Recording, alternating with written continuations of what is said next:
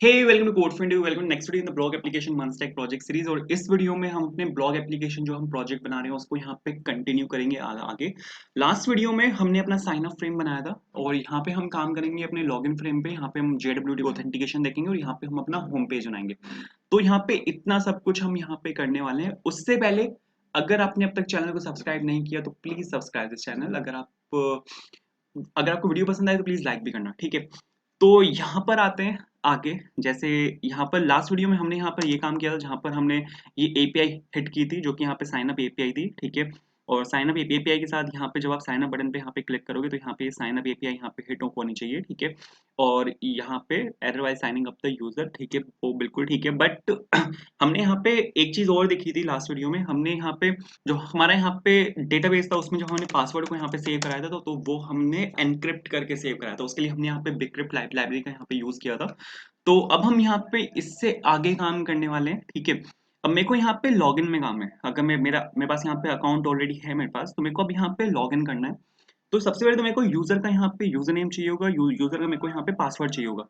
तो अब यहाँ पे मेरे को क्या करना है कि यहाँ पे जो भी यूजर इस यूजर नेम में फिल करेगा या जो भी यहाँ पे पासवर्ड फिल करेगा इसको मेरे को निकालना है। और जो हमने साइन अप के साथ किया था मेरे को यहाँ पे बिल्कुल वही करना है। मेरे को यहाँ पे इस इन्फॉर्मेशन को लेके एक एपीआई बनानी है। तो सबसे पहले तो आपको यहाँ पे login.jsx के अंदर आना है और यहाँ पे आपको यहाँ पर हम ऑलरेडी काम कर चुके हैं। ये हमारा साइन अप वाला फ्रेम था, ठीक है। अब मेरे को यहाँ पे लॉगिन वाले पे काम है। तो लॉगिन वाले में आपको यहाँ पे सबसे पहले तो ऑन चेन डालना पड़ेगा, ठीक है। जैसे हमने नीचे किया था बिल्कुल मेरे को यहाँ पे सेम करना है। मैंने यहाँ पे ऑन चेन डाला। ऑन चेन के बाद आप यहाँ पे डाल सकते हो ऑन वैल्यू चेंज, ठीक है। कि जैसे यहाँ पे वैल्यू चेंज होगी वैसे ही यहाँ पे ये वाला जो फंक्शन है वो यहाँ पे कॉल हो जाएगा। इवेंट मेरे को यहाँ पे चाहिए होगा। लास्ट वीडियो में हमने देखा था कि इवेंट में से हम टारगेट के अंदर से और वैल्यू के अंदर से हम यहाँ पे अपनी जो वैल्यूज हैं वो यहाँ पे निकाल सकते हैं। तो यहाँ पर मैंने जो मेरा फंक्शन है ऑन वैल्यू चेंज वो मैंने यहाँ पे कॉल कर दिया, ठीक है। दोनों को मेरे को यहाँ पे डिफरेंशिएट करना पड़ेगा। तो मेरे को यहाँ पे नेम लेना पड़ेगा। नेम मैंने सपोज यहाँ पे लिया यूजर नेम और नीचे वाले मैं ले रहा हूँ यहाँ पे पासवर्ड। तो मैंने यहाँ पे नेम में लिया पासवर्ड, ठीक है, बिल्कुल सही है। मेरे को यहाँ पे डिफरेंशिएट करना था इसलिए मैंने यहाँ पे नेम का यहाँ पे यूज किया। मेरे को यहाँ पे ये वाला फंक्शन बनाना है। फंक्शन का नाम है मेरा यहाँ पे ऑन वैल्यू चेंज। तो यहाँ पे आ जाते हैं और मैंने यहाँ पे लिखा सपोज कॉन्स्ट और ऑन वैल्यू चेंज सपोज, ठीक है। On value change is equals to यहाँ पे मैंने ई पास किया और बिल्कुल ठीक है। अब यहाँ पे मेरे को एक स्टेट बनानी है क्योंकि मेरे को यहाँ पे जो लॉगिन की जो वैल्यूज है उसको मेरे को कहीं पे स्टोर भी तो करना पड़ेगा, ठीक है। तो मैंने सपोज यहाँ पे लिखा कॉन्स्ट और लॉगिन, ठीक है। और यहाँ पे आ जाएगा आपके बाकी बात यहाँ पे set login is equals to use state. और यूज स्टेट के अंदर मेरे को यहाँ पे एक इनिशियल ऑब्जेक्ट यहाँ पे पास करना पड़ेगा। तो वो इनिशियल ऑब्जेक्ट हम ले लेते हैं, ठीक है। और वो इनिशियल ऑब्जेक्ट सपोज मैं ले रहा हूँ यहाँ पे लॉगिन इनिशियल वैल्यूज, ठीक है। एक ऑब्जेक्ट होगा जिसमें यहाँ पे दो फील्ड्स होंगे। पहला यहाँ पे यूजर नेम होगा जो कि यहाँ पे स्ट्रिंग होगी। सेकंड यहाँ पे पासवर्ड होगा जो फिर से यहाँ पे स्ट्रिंग होगी। और आप यहाँ पे लॉगिन इनिशियल वैल्यूज को आप यहाँ पे इसके अंदर पास कर सकते हो, बिल्कुल ठीक है। अब यहाँ से जो वैल्यूज आएंगे उसको मेरे को यहाँ पे सेट लॉगिन के थ्रू मेरे को यहाँ पे लॉगिन के अंदर डालना है, ठीक है। डाल सकते हैं हमने देखा था कि साइन अप में हमने कैसे किया था। मैंने यहाँ पे सेट लॉगिन को यहाँ पे कॉल किया। सबसे पहले मेरे को वैल्यूज को अपेंड करना है, उसको ओवरराइड नहीं करना। तो मेरे को लॉगिन को जो एग्जिस्टिंग वैल्यूज पड़ी हुई है लॉगिन में उसको मेरे को यहाँ पे एज इट इज डालना पड़ेगा। उसके बाद हम यहाँ पे कर सकते हैं E dot target dot name, ये मेरा की बन जाएगा। और जो वैल्यू होगी मेरी वो होगी मेरी यहाँ पे ई डॉट और टारगेट डॉट वैल्यू, बिल्कुल ठीक है। तो यहाँ से क्या होगा, यहाँ से आपके पास जो लॉगिन की जो वैल्यूज हैं यहाँ से आपके पास वो आ जाएंगी। अब इन लॉगिन की वैल्यूज को लेकर मेरे को यहाँ पे एक एपीआई को कॉल करना है और उस एपीआई को मेरे को यहाँ पे हिट करना है, ठीक है। तो एपीआई हिट करनी पड़ेगी मेरे को यहाँ पे लॉगिन बटन के क्लिक पे। तो लॉगिन बटन का जो क्लिक है वो मेरे को यहाँ पे कैप्चर करना पड़ेगा। उसके लिए हम यहाँ पे यूज कर सकते हैं ऑन क्लिक मेथड का। तो ऑन क्लिक मेथड का मैंने यहाँ पे यूज किया और मैंने यहाँ पे सपोज एक फंक्शन यहाँ पे कॉल कर दिया जो कि है यहाँ पे लॉगिन यूजर के नाम से। इसके बाद आप यहाँ पे जो फंक्शन है लॉगिन यूजर आप यहाँ पे वो बना सकते हो। मैंने सपोज यहाँ पे लॉगिन यूजर के नाम से मैंने यहाँ पे ये वाला फंक्शन बनाया, बिल्कुल ठीक है। और इसके अंदर अब आप यहाँ पे एक एपीआई कॉल कर सकते हो। मेरे को यहाँ पे एक एपीआई कॉल करनी पड़ेगी अब इसके अंदर। तो एपीआई बनाना बहुत इजी, आपको कुछ नहीं करना, बस यहाँ पे कॉन्फ़िग के अंदर जाना है और ये वाला सर्विस कॉल्स हमारी सारी यहाँ पे इस वाले ऑब्जेक्ट के अंदर है। मैंने आपको लास्ट वीडियो में बोला था अगर आपको कोई भी नई एपीआई यहाँ पे ऐड करनी है तो बहुत ईजी, आपको यहाँ पे बस उसका ऑब्जेक्ट यहाँ पे ऐड करना पड़ेगा। मैंने यहाँ पे सपोज यूजर लॉगिन करके मैंने यहाँ पे एक लॉगिन के नाम से यहाँ पे एक एंड पॉइंट दिया और मेथड क्या है, मेथड है यहाँ पे सपोज पोस्ट मेथड, ठीक है। बस आपको यहाँ पे इतना लिखना है और आपकी जो एपीआई है वो बन के यहाँ पे तैयार हो चुकी है। बस कुछ नहीं करना। इसके बाद आपको यहाँ पे वापस लॉगिन में आना है और यहाँ पे आपको उस एपीआई को जो आपने अभी अभी यहाँ पे एपीआई बनाई है उसको यहाँ पे आपको कॉल करना है। ठीक है, कॉल करने के लिए आप यहाँ पे यूज कर सकते हो एपीआई का एपीआई डॉट, अब मेरे पास यहाँ पे एक और एपीआई है जो कि है यूजर लॉगिन के नाम से। ठीक है, जो हमने अभी अभी भी यहाँ पे बनाई है यूजर लॉगिन के नाम से, और इसके अंदर आप यहाँ पे लॉगिन को पास कर सकते हो। असिंक्रोनस रिक्वेस्ट होगी ये। ठीक है, मतलब यहाँ पे मेरे को अभी असिंक और अवेट लगाना पड़ेगा। मैंने यहाँ पे असिंक और अवेट लगाया, एक रिस्पॉन्स आएगा इसका। तो सपोज रिस्पॉन्स ले लेते हैं। ठीक है, रिस्पॉन्स में अगर वो सक्सेस आता है, मेरे को यहाँ पे ये चेक करना है, अगर आपका जो रिस्पॉन्स है उसके अंदर आपके पास यहाँ पे सक्सेस एक फील्ड आती है, तो मेरे को यहाँ पे कुछ काम करना है, वरना मेरे को यहाँ पे एरर में मेरे को यहाँ पे सेट एरर को यहाँ पे कॉल कर देना, और मेरे को यहाँ पे लिखना है समथिंग वेंट रॉन्ग और please try again later, please try again later. ठीक है, ये एरर वहां पे जाके डिस्प्ले हो जाएगा, बट इस एरर को मेरे को एम्प्टी भी करना है इन केस अगर ये सक्सेसफुली यहाँ पे लॉगिन होता है, उस केस में। परफेक्ट है, बिल्कुल ठीक है। यहाँ पे हम एक काम और कर सकते हैं, आप यहाँ पे इसको एज अ कंट्रोल्ड कंपोनेंट की तरह भी ट्रीट कर सकते हो। कंट्रोल्ड कंपोनेंट क्या होता है, जहां पर आप वैल्यू को खुद से हैंडल करते हो।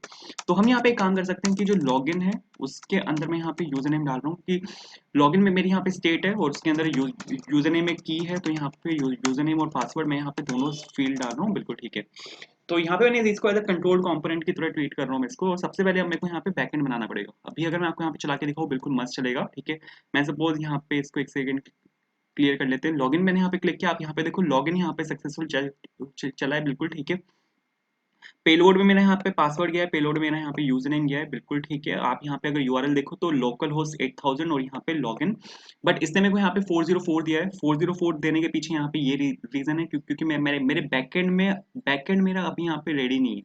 बैकएंड में एक भी एपीआई नहीं है मेरी जो यहाँ पे लॉगिन एंड पॉइंट के साथ मैच करती है, तो मेरे को सबसे पहले यहाँ पे बैकएंड को अपने रेडी करना पड़ेगा। तो आपको यहाँ पे राउट डॉट जेएस के अंदर जाना है, और यहाँ पे सपोज मैंने लिखा राउटर डॉट पोस्ट एपीआई है वो एक, एंड पॉइंट क्या है, एंड पॉइंट यहाँ पे लॉगिन है, और यहाँ पे मेरे को यहाँ पे एक एपीआई को मेरे को यहाँ पे कॉल करना पड़ेगा। उसका फंक्शन मैंने यहाँ पे बनाया जो कि है यहाँ पे लॉगिन यूजर के नाम से, और लॉगिन यूजर मेरे को यहाँ पे यूजर कंट्रोलर के अंदर बनाना है। इसको मैंने यहाँ पे सेव किया। उसके बाद आपको यहाँ पे जाना है यूजर कंट्रोलर के अंदर, और अब यहाँ पे मेरे को काम है, अब यहाँ पे मेरे को जो अपनी जो एपीआई है अब यहाँ पे मेरे को वो बनानी है। तो सबसे पहले तो यहाँ पे एक फंक्शन मेरे को बनाना पड़ेगा। मैंने यहाँ पे लिखा एक्सपोर्ट कॉन्स्ट और लॉगिन यूजर के नाम से वो फंक्शन होगा। ठीक है, दो चीजें यहाँ पे मेरे पास आएंगी, एक तो होगा मेरे पास यहाँ पे रिक्वेस्ट, एक होगा मेरे पास यहाँ पे रिस्पॉन्स, और बिल्कुल ठीक है, पीछे से मेरे पास यूजर नेम आएगा, पीछे से मेरे पास पासवर्ड आएगा। तो मेरे को डेटाबेस में मेरे को यहाँ पे हिट मारनी पड़ेगी और मेरे को ये चेक करना पड़ेगा कि क्या यूजर नेम एग्जिस्ट करता है। ये जो यहाँ पे यूजर नेम बंदा यहाँ पे यूजर नेम और पासवर्ड बंदा मेरे को यहाँ पे भेजेगा, तो मेरे को सबसे पहले ये चेक करना है कि क्या यूजर नेम वहाँ पे एग्जिस्ट करता है डेटाबेस में। तो इसके लिए हम यहाँ पे चेक कर सकते हैं। मैंने यहाँ पे लिखा let user is equals to, और मेरे को यहाँ पे अवेट लगाना पड़ेगा सबसे पहले, क्योंकि ये एक असिंक्रोनस रिक्वेस्ट होती है। जब भी आप डेटाबेस में कुछ भी हिट मारते हो तो वो एक असिंक्रोनस रिक्वेस्ट होती है, और यूजर की हेल्प से अब मेरे को फाइंड करना है। ठीक है, हमारे पास तीन फंक्शंस होते हैं। एक तो यहाँ पे फाइंड फंक्शन होता है, फाइंड फंक्शन पुराना फंक्शन है, बट जो दो नए फंक्शंस आए हैं वो फाइंड वन है अगर आपको एक एक ऑब्जेक्ट फाइंड करना है, और फाइंड मैनी है अगर आपको बहुत सारे ऑब्जेक्ट्स को फाइंड करना है। तो मेरे को एक ही ऑब्जेक्ट को फाइंड करना है क्योंकि यूजर नेम मेरा यूनिक होगा और वो एक ही ऑब्जेक्ट से जाके वहां पे मैच करेगा। तो फाइंड वन मैंने यहाँ पे लिखा, और इसके अंदर आप जो भी कंडीशन पास करोगे, ठीक है, इसके अंदर आपको यहाँ पे कंडीशन डालनी होती है कि किस कंडीशन पे जाके वो मैच होगा और कौन सा ऑब्जेक्ट वो उठा के लाएगा। तो मेरे को यहाँ पे यूजर नेम को मैच करना है, जो यूजर नेम मेरा रिक्वेस्ट डॉट बॉडी के अंदर मेरा यहाँ पे यूजर नेम आ रहा है उसके इक्वल होना चाहिए। तो मैंने यहाँ पे इसको मैच किया। अगर तो यूजर अगर मेरा मिलता है, अगर यूजर मेरा सपोज मिल जाता है तब तो बिल्कुल ठीक है, बट अगर यूजर मेरा नहीं मिलता तो मेरे को यहीं से ही इसको रिटर्न करवा देना, और रिस्पॉन्स डॉट स्टेटस मेरे को यहाँ पे लिखना है कि सर आपका जो यूजर नेम है वो तो मिला ही नहीं है, आपने जो यूजर नेम डाला है वो डेटाबेस में एग्जिस्ट ही नहीं करता। तो हम यहाँ पे एक मैसेज डलवा सकते हैं। मैसेज के साथ मैं यहाँ पे लिख सकता हूँ user name does not match, कि आपका जो यूजर नेम है वो यहाँ पे मैच नहीं हुआ। बट अगर सबको यूजर नेम आपका मैच हो जाता है, ठीक है, यूजर नेम आपका यहाँ पे मैच हो जाता है, तो सबसे पहले तो मेरे को पासवर्ड को कंपेयर करना पड़ेगा। यहाँ पर जो ये पासवर्ड आया है, यूजर ने फ्रंट एंड पे जो पासवर्ड भेजा है, उन दोनों को मेरे को कंपेयर करना पड़ेगा। बट ये जो पासवर्ड है ना, एनक्रिप्टेड पासवर्ड है। ठीक है, मतलब यहाँ पे मैंने पासवर्ड को सेव कराया उसको एनक्रिप्ट करके, तो मेरे को इस पासवर्ड को डिक्रिप्ट करना पड़ेगा और फिर उसको कंपेयर करना पड़ेगा वहां पे उसके साथ जो फ्रंट एंड से मेरे पास पासवर्ड आएगा। तो यहाँ पे मेरे को चेक करना पड़ेगा सबसे पहले तो ट्राई और कैच यहाँ पे लगाते हैं। ठीक है, क्योंकि ट्राई और कैच यहाँ पे एरर्स आएंगे, तो मैंने यहाँ पे ट्राई और कैच लगाया। अब अगर यूजर मेरे को मिलता है यहाँ पे, तो इस यूजर ऑब्जेक्ट के अंदर ना यहाँ पे मेरे पास ये पूरा ऑब्जेक्ट आएगा, ठीक है, क्योंकि फाइंड मेथड क्या करेगा, पूरा ऑब्जेक्ट मेरे को यहाँ पे उठा के देगा अगर वो यूजर यहाँ पे उसको मिल जाता है। तो ये जो यहाँ पे आपके पास यूजर आएगा ना, इसके अंदर सभी वैल्यूज है, इसके अंदर आपके पास नेम भी है, इसके अंदर पासवर्ड भी है, इसके अंदर आपके पास यूजर नेम भी है जो कि आपने डेटाबेस में सेव करवाया हुआ है। तो हम यहाँ पे चेक कर सकते हैं, आपको यहाँ पे सबसे पहले तो अवेट लगाना पड़ेगा और बिगक्रिप्ट के साथ आप यहाँ पे कंपेयर कर सकते हो, क्योंकि अब मेरे को यहाँ पे अब ये जो पासवर्ड है डिफरेंट है, मतलब अगर मैं डायरेक्टली इसको एज अ स्ट्रिंग मान के कंपेयर कर दूंगा तो ये बिल्कुल भी मैच नहीं होगा। तो मेरे को यहाँ पे बिगक्रिप्ट के कंपेयर मेथड का यहाँ पे यूज करना पड़ेगा और बिगक्रिप्ट के कंपेयर मेथड से आप यहाँ पे फर्स्ट आर्गुमेंट में आप वो चीज पास कर सकते हो जो वहां से आ रही है फ्रंट एंड से। फ्रंट एंड से मेरे पास बॉडी के अंदर पासवर्ड आएगा, मैंने यहाँ पे ये भेजा। अब यहाँ पे सेकंड जो आर्गुमेंट है उसमें आप वो पास कर सकते हो जो आपने यहाँ पे स्टोर करवाया हुआ है, एंड बिगक्रिप्ट आपको कंपेयर करके खुद से बता देगा कि ये जो यहाँ पे आपने लिखा है मैच हुआ है या नहीं हुआ। इसको मैंने यहाँ पे मैच के अंदर स्टोर करवाया, अगर मैच हुआ है, ठीक है, अगर मैच हुआ है तो मेरे को यहाँ पे JWT की हेल्प से एक एक्सेस टोकन और एक रिफ्रेश टोकन मेरे को यहाँ पे जनरेट करना है। बट अगर यहाँ पे मैच नहीं हुआ तो मेरे को यहाँ पे सिंपल लिखना है रिस्पॉन्स डॉट स्टेटस और सर आपका यहाँ पे मैच नहीं हुआ डॉट जेसन, और इसके अंदर हम यहाँ पे मैसेज डाल सकते हैं पासवर्ड डज नॉट मैच। ठीक है, हमने यहाँ पे एक मैसेज डाल दिया सिंपल कि पासवर्ड डज नॉट मैच। तो अब अगर ये यहाँ पे मैच होता है तो मेरे को एक्सेस टोकन और यहाँ पे रिफ्रेश टोकन चाहिए जो कि मैं यहाँ पे जनरेट करूंगा जेसन वेब टोकन की हेल्प से। मैं यहाँ पे JWT ऑथेंटिकेशन का यहाँ पे यूज करने वाला हूँ। आगे हम सारा काम करेंगे JWT ऑथेंटिकेशन की हेल्प से। तो आपको यहाँ पे सबसे पहले तो जेसन वेब टोकन को यहाँ पे इंस्टॉल करना है। मैंने यहाँ पे लिखा npm इंस्टॉल एंड मैंने यहाँ पे लिखा जेसन वेब टोकन।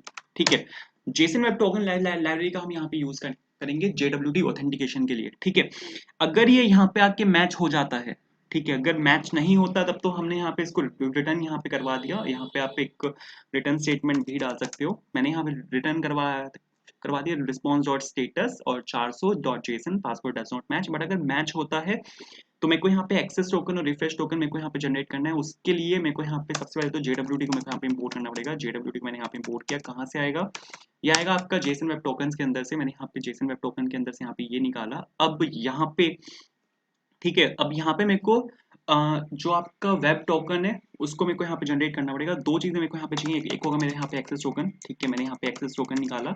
दूसरा मेरे को यहाँ पे चाहिए होगा आपका रिफ्रेश टोकन। ठीक है, दोनों चीजें मेरे को यहाँ पे चाहिए, एक्सेस टोकन और रिफ्रेश टोकन।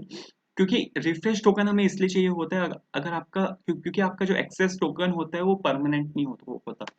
ठीक है, एक्सेस टोकन आपका एक्सपायर हो जाता है। एक्सपायरी टाइम आप यहाँ पे कुछ भी रख सकते हो। ठीक है, जो जेन्युइन होता है एक्सपायरी टाइम वो 15 मिनट्स होता है, मतलब जो स्टैंडर्ड हम मोस्टली आप हर जगह देखोगे 15 मिनट्स आप देखोगे। तो एक्सेस टोकन में हम यहाँ पे एक्सेस टोकन आपका एक्सपायर हो जाएगा 15 मिनट बाद। उसके बाद जब आप उसके बाद जब आप एक एक्सेस टोकन की रिक्वेस्ट करोगे तो वो हम कर सकते हैं रिक्वेस्ट टोकन हेल्प से। ठीक है, रिफ्रेश टोकन अगर आपका एग्जिस्ट करता है तो आप उसकी हेल्प से एक्सेस टोकन को जनरेट कर सकते हो दोबारा से। तो हम यहाँ पे ये करने वाले हैं, उसके लिए मेरे को यहाँ पे JWT का यूज करना पड़ेगा। JWT के एक साइन मेथड का मेरे को यहाँ पे यूज करना पड़ेगा। दो आर्ग्यूमेंट लेता है। पहला आर्ग्यूमेंट होता है इसका आपकी बॉडी। ठीक है, मतलब हम यहाँ पे बताए क्या करते हैं, जब भी आप एक्सेस टोकन को जनरेट करते हो ना, तो एक्सेस टोकन के अंदर जो होता है वो एक आपकी सीक्रेट की होती है और आपकी बॉडी होती है, उन दोनों को मिला के आपका एक्सेस टोकन जनरेट होता है। तो मेरे को यहाँ पे सबसे पहले तो बॉडी पास करनी पड़ेगी, और बॉडी मेरे को पास करनी है जेसन फॉर्मेट में। अगर आप यहाँ से डेटाबेस में कुछ भी क्योंकि ये जो यहाँ पे यूजर है डेटाबेस में से निकल के आएगा, तो सबसे पहले मेरे को यहाँ पे इसको जेसन में कन्वर्ट करना पड़ेगा। मैंने यहाँ पे लिखा टू जेसन, ठीक है, और बिल्कुल ठीक है। उसके बाद अब मेरे को यहाँ पे सीक्रेट की चाहिए होगी।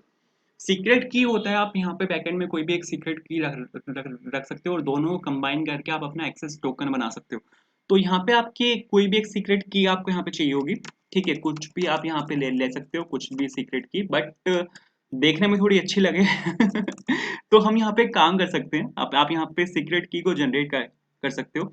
हमारे पास यहाँ पे एक लाइब्रेरी होती है, लाइब्रेरी होती है हमारे पास यहाँ पे क्रिप्टो के नाम से। क्रिप्टो वाला क्रिप्टो नहीं है ठीक है, आप यहाँ पे एक लाइब्रेरी का यूज कर सकते हो। इसके अंदर हमारे पास यहाँ पे एक फंक्शन होता है जो कि होता है रैंडम बाइट्स। ठीक है, रैंडम बाइट्स आप कितने डिजिट की रैंडम बाइट जनरेट करना चाहते हो। सपोज 64 बाइट की मैं यहाँ पे जनरेट करना चाहता हूँ और इसको एक हेक्साडेसिमल स्ट्रिंग में मेरे को चाहिए। तो मैंने यहाँ पे टू स्ट्रिंग लिख के मैंने यहाँ पे हेक्स लिखा, चलाया इसको मैंने। तो आप यहाँ पे देखोगे, अरे ये क्या हुआ इसको, अच्छा सॉरी मैंने यहाँ पे इसको इसके अंदर ही इंस्टॉल करवा दिया, बहुत बढ़िया। सबसे पहले आपको यहाँ पे नोड जेएस चाहिए, तो इसको मेरे को यहाँ पे नोड लिखना पड़ेगा पहले। ये आप अब आपका यहाँ पे नोड आ चुका है, और नोड आ चुका है तो अब आप यहाँ पे रिक्वायर्ड क्रिप्टो यहाँ पे ये चला सकते हो। एंड ये आपके यहाँ पे एक वो आ चुका है, ठीक है, एक आपकी स्ट्रिंग आ चुकी है। और आप यहाँ पे देखो, ये जो यहाँ पे एक स्ट्रिंग आई है ना आपके पास, ये पूरी 64 कैरेक्टर्स की है, ठीक है। और ये स्ट्रिंग मेरे को यहाँ पे चाहिए। आपको यहाँ पे जाना है फिर डॉट env फाइल के अंदर, और डॉट env फाइल के अंदर आपको ये जो स्ट्रिंग है यहाँ पे लाके आपको यहाँ पे पेस्ट कर देनी है। और इसकी हेल्प से आप यहाँ पे अपने बाकी के काम कर सकते हो। जैसे यहाँ पे सबसे पहले तो मेरे को यहाँ पे की बनानी पड़ेगी। चलो स्टेप बाय स्टेप चाहते हैं। मैंने यहाँ पे एक की बनाई एक्सेस सीक्रेट की के नाम से, कि मेरी यहाँ पे ये एक्सेस की जो है वो सीक्रेट की है। फिर मेरे को यहाँ पे एक और चाहिए रिफ्रेश के लिए, तो मैंने यहाँ पे इसको एक और यहाँ पे निकाली है। हर हर बार ये एक दूसरा जनरेट करेगा, मतलब हर बार ये एक रैंडमली जनरेट करता है, लेकिन हर बार ये कुछ दूसरा जनरेट करेगा। तो मैंने यहाँ से इसको कॉपी किया, और जो दूसरे वाली होगी वो आपकी होगी रिफ्रेश सीक्रेट की। मैंने यहाँ पे लिखा रिफ्रेश सीक्रेट की, और बिल्कुल ठीक है। तो ये दोनों जो सीक्रेट कीज हैं वो मेरे पास यहाँ पर आ चुकी हैं, ठीक है। इसको यहाँ से एक स्पेस को कम कर देते हैं, बिल्कुल ठीक है। env फाइल मैंने यहाँ पे सेव किया। अब मेरे को यहाँ पे ये वाली जो एक्सेस सीक्रेट की है, जो मैंने यहाँ पे env फाइल के अंदर डाली है, ये वाली एक्सेस सीक्रेट की मेरे को यहाँ पे चाहिए। इसके अंदर मेरे को यहाँ पे चाहिए एक्सेस सीक्रेट की। तो इसके लिए आपको सबसे पहले तो यहाँ पे डॉट env को यहाँ पे आपको इंपोर्ट करना पड़ेगा। मैंने यहाँ पे डॉट env को यहाँ पे मैंने पहले सबसे पहले तो इंपोर्ट किया, क्योंकि डॉट env फाइल में से अगर आपको वैल्यू निकालनी है तो जिस भी फाइल में आपको डॉट env से वैल्यू निकालनी है, उस फाइल में आपको डॉट env को इनिशियलाइज करना पड़ता है। तो मैंने यहाँ पे लिखा डॉट env, और डॉट कॉन्फिग फंक्शन होता है इसमें, कॉन्फिग फंक्शन से इनिशियलाइज हो जाता है। अगर आपने यहाँ पे ये लिखा है, उसके बाद आप यहाँ पे जो आपके पास एक्सेस की है आप यहाँ से वो निकाल सकते हो। मैंने यहाँ पे लिखा प्रोसेस डॉट env डॉट, और यहाँ पे है आपका वो सीक्रेट एक्सेस की, सीक्रेट अंडरस्कोर एक्सेस अंडरस्कोर की। एक सेकेंड, इसको यहाँ से कॉपी कर लेते हैं। कॉपी कॉपी करके यहाँ पे मैं इसको पेस्ट कर रहा हूँ, क्योंकि ये अगर गड़बड़ कर दी मैंने तो चलेगा नहीं। बिल्कुल ठीक है। इसके इसके अंदर आप यहाँ पे एक थर्ड आर्ग्यूमेंट भी पास कर सकते हो। थर्ड आर्ग्यूमेंट होता है इसका एक्सपायर सेन। एक्सपायर सेन के अंदर आप यहाँ पे पास कर सकते हो 15 मिनट, ठीक है, कि 15 मिनट में ये जो आपकी एक्सेस की है यहाँ पे एक्सपायर हो जाए। सेम काम मेरे को करना है यहाँ पे रिफ्रेश टोकन के साथ। तो मैंने यहाँ पे लिखा jwd डॉट साइन, और यहाँ पे सपोज हमने लिखा यूजर डॉट टू जेसन, और बिल्कुल ठीक है। उसके बाद यहाँ पे आप लिख सकते हो प्रोसेस डॉट, अरे process dot env dot, process dot env dot, और यहाँ पे आपको जो आपका रिफ्रेश सीक्रेट की है यहाँ पे आपको वो चाहिए। इसको मैंने यहाँ से कॉपी किया, और यहाँ पे आ गया आपका रिफ्रेश सीक्रेट की, बिल्कुल ठीक है। तो सर ये तो बिल्कुल ठीक है। अब यहाँ पे एक काम होता है, मैंने आपको क्या बताया था कि जब भी आपका यहाँ पे एक्सेस टोकन जब भी आपका यहाँ पे एक्सपायर होगा, तो जो आपका नेक्स्ट एक्सेस टोकन आपका जो जनरेट होगा वो आपके रिफ्रेश टोकन की हेल्प से होगा, ठीक है। बट ये रिफ्रेश टोकन फिर मेरे को कहीं पे स्टोर करवाना पड़ेगा, क्योंकि अगर सपोज यहाँ पे हर बार, क्योंकि एक नया रिफ्रेश टोकन यहाँ पे जनरेट होगा जब भी मैं यहाँ पे एक नया यूजर यहाँ पे लॉगिन होगा, तो जितने बंदे यहाँ पे लॉगिन कर रहे हैं उनका जो रिफ्रेश टोकन है वो मेरे को स्टोर कराना पड़ेगा कहीं पे, क्योंकि आगे जाके मेरे को उसको यूज करना है। जब मेरा एक्सेस टोकन एक्सपायर हो जाएगा, तो जो रिफ्रेश टोकन होगा, उस एक्सेस टोकन का जो रिफ्रेश टोकन होगा उसकी हेल्प से ही मैं यहाँ पे नया एक्सेस टोकन जनरेट करूंगा। तो मेरे को यहाँ पे ये वाला जो मेरा यहाँ पे टोकन है, इसको मेरे को कहीं पे यहाँ पे स्टोर करना पड़ेगा। तो उसके लिए हम यहाँ पे एक डेटाबेस में यहाँ पे मोंगोडीबी के अंदर इसको यहाँ पे स्टोर करने वाला हूँ। तो मेरे को यहाँ पे एक और फाइल बनानी है, एक मॉडल बनाना है टोकन डॉट जेएस के नाम से, ठीक है। और यहाँ पे सपोज मैंने यहाँ पे मोंगूज को इम्पोर्ट किया। आपको यहाँ पे सिंपल लिखना है मोंगूज, कहाँ से आएगा, मोंगूज के अंदर से आएगा। और मेरे को यहाँ पे एक स्कीमा बनाना है, ठीक है। मैंने यहाँ पे टोकन स्कीमा करके मैंने यहाँ पे ये बनाया, और इस टोकन स्कीमा के अंदर मैं यहाँ पे जो अपना जो वो है, क्या बोलते हैं, जो टोकन है उसको मैं यहाँ पे अपना स्टोर करवाऊंगा। तो मैंने यहाँ पे सपोज टाइप लिया स्ट्रिंग, ठीक है। इसका टाइप सपोज स्ट्रिंग होगा, रिक्वायर्ड यहाँ पे सपोज ट्रू होगा। और अब मेरे को यहाँ पे एक कलेक्शन बनानी है, तो मैंने यहाँ पे लिखा suppose token is equals to, और यहाँ पे आप सिंपल देख सकते हो मोंगूज की हेल्प से आप यहाँ पे मॉडल को कॉल कर सकते हो। और इसके अंदर यहाँ पे आप अपना जो फर्स्ट आर्गुमेंट में उसमें आप कलेक्शन नेम यहाँ पे पास कर सकते हो, और सेकंड आर्गुमेंट में आप इस कलेक्शन पे कौन सा स्कीमा जाकर इंप्लीमेंट होगा आप यहाँ पे वो डाल सकते हो। उसके बाद आप यहाँ पे लिख सकते हो सीधा एक्सपोर्ट डिफॉल्ट, और सपोज मैंने यहाँ पे लिखा टोकन एक्सपोर्ट डिफॉल्ट, अरे ये क्या हो गया, या एक्सपोर्ट डिफॉल्ट टोकन मैंने यहाँ पर लिखा, और टोकन का टी जो है वो यहाँ पे स्मॉल आएगा, बिल्कुल ठीक है। तो यहाँ से टोकन तो मैंने बना लिया यहाँ पे। इसके बाद आपको यहाँ पे टोकन को यहाँ पे आपको इंपोर्ट करना पड़ेगा। मैंने यहाँ पे लिखा इंपोर्ट, और सपोज टोकन कहाँ से आएगा, ये जो हमने अभी अभी यहाँ पे एक मॉडल बनाया है, ठीक है। और वो मॉडल है आपका यहाँ पे टोकन डॉट जेएस के नाम से, इसके अंदर से आएगा। तो यहाँ पे टोकन स्कीमा मैंने यहाँ पे बना लिया। अब यहाँ पे आपको सबसे पहले तो इस टोकन को, जो आपका यहाँ पे रिफ्रेश टोकन है, इसको मेरे को यहाँ पे वेरीफाई करना है, क्योंकि एक्सेस टोकन को मेरे को यहाँ पे स्टोर नहीं करना है। एक्सेस टोकन आप, क्योंकि आपका रिफ्रेश हो, एक्सेस टोकन जो है वो आपका यहाँ पे एक्सपायर होता रहेगा।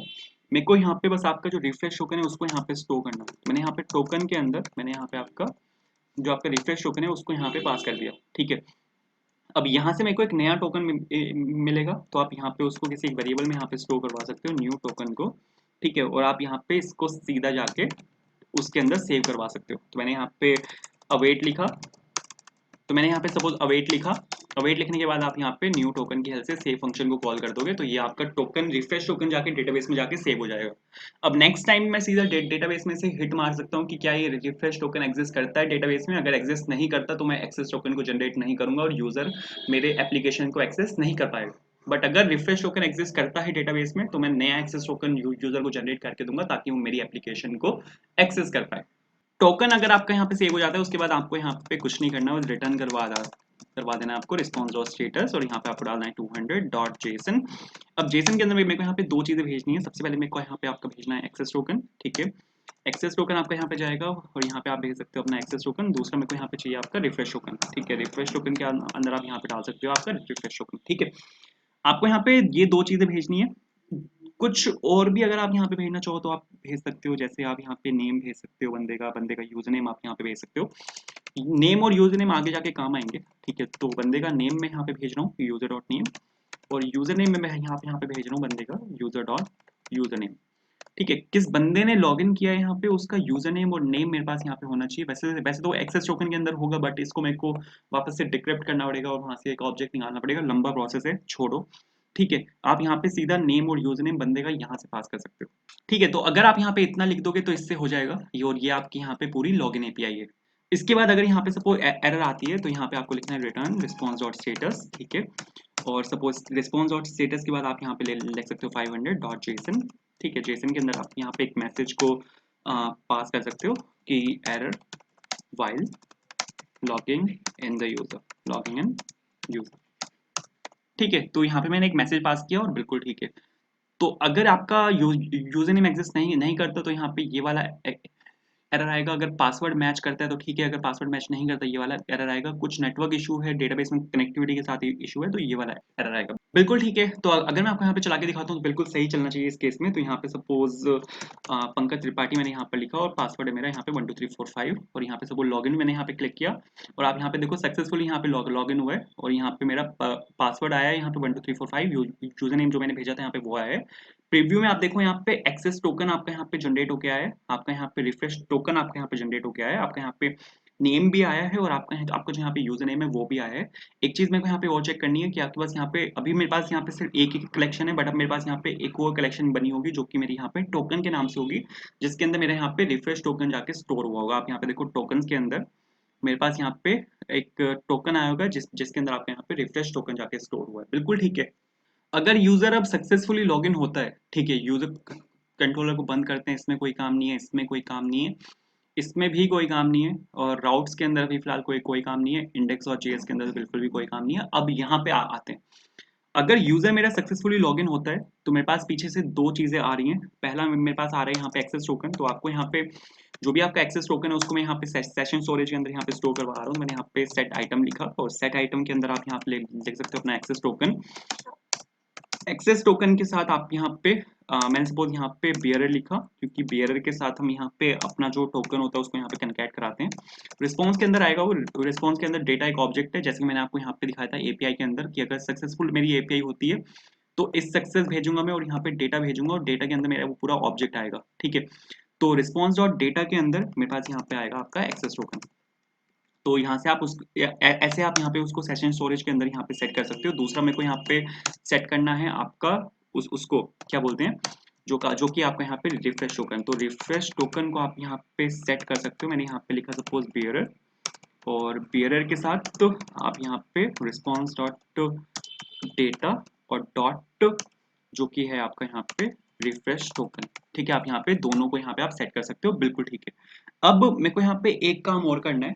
अब यहाँ पे मेरे पास पीछे से यूजर नेम भी आ रहा है और पासवर्ड भी आ रहा है, यूजर नेम भी आ रहा है और नेम भी आ रहा है, ठीक है, पासवर्ड बोल रहा हूँ।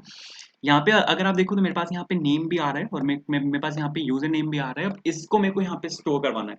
अब इसको मेरे को ऐसे स्टोर करवाना है कि मेरे को यहाँ पे इसको पूरे प्रोजेक्ट के अंदर यूज करना है, ठीक है। जो आपका यहाँ पे नेम है और जो आपका यहाँ पे यूजर नेम है, इन दोनों को मेरे को यहाँ पे आपके पूरे प्रोजेक्ट के अंदर यूज करना है, ठीक है। पूरे प्रोजेक्ट के अंदर कि आप ब्लॉग लिख रहे हो ना, तो ब्लॉग में किसने वो ब्लॉग लिखा है उसमें मेरे को आपका नेम चाहिए, ठीक है। कमेंट अगर आप कर रहे हो तो वहां पे मेरे को आपका नेम चाहिए। तो डिफरेंट डिफरेंट जो कंपोनेंट्स हैं उसमें मेरे को यहाँ पे आपके नेम और यूजर नेम की जो रिक्वायरमेंट है वो यहाँ पे होगी। एक तरीका इसका ये है, इसको मेरे को यहाँ पे ग्लोबली स्टोर करवाना पड़ेगा, ठीक है, ताकि मैं इसको कहीं पे ग्लोबली स्टोर करवा सकूँ और वहां से मैं इसको हर जगह यूज कर सकूँ। तो इसका एक तरीका तो ये है कि आप यहाँ पे इसको सेशन स्टोरेज लोकल स्टोरेज में स्टोर करवा लो, ठीक है, बट वो एक अच्छा मेथड नहीं है, ठीक है। वहाँ पे पर्सनल इन्फॉर्मेशन हम ऐसे स्टोर नहीं करवाते। तो मैं यहाँ पे यूज करने वाला हूँ कॉन्टेक्स्ट एपीआई का। आप इसको ग्लोबली स्टोर करवा सकते हो कॉन्टेक्स्ट एपीआई की हेल्प से, और कॉन्टेक्स्ट एपीआई के थ्रू आप यहाँ पे इसको कंपोनेंट्स के अंदर यहाँ पे पास कर सकते हो और बाकी जितना भी डेटा है आप यहाँ पे वो सब निकाल सकते हो।